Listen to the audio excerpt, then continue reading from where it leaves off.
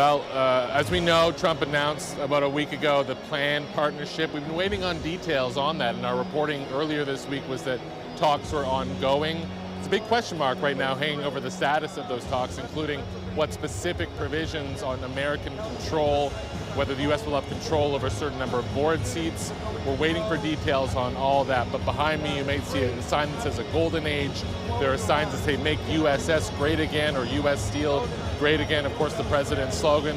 So Trump seems on board. The White House has been referring to it as a deal this week, so the stock is trading pretty much near the offer price of $55, so most people seem to think that this is all but baked, but we really are missing some key details, including on whether that quote-unquote golden share that Senator David McCormick of Pennsylvania talked about would ultimately come through, and if that's an equity stake or not. I'll show you, I don't know if you guys can see, but this is the situation. They're handing these out here. So I think it gives you a sense of the president's mood heading into this event. There are so many questions. Partnership, deal, golden shares.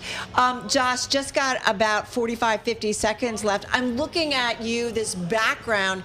It looks like, the campaign trail again. It's really kind of wild. So what is this moment for the president?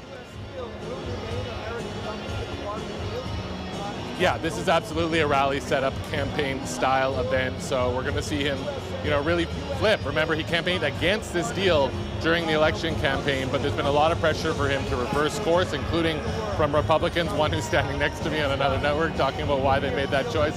So Trump is sort of, now on board with the deal. Two changes he'll tout. Increased investment, Nippon Steel reportedly pledging $14 billion instead of $2.7, their initial pledge of additional investment on top of the purchase price.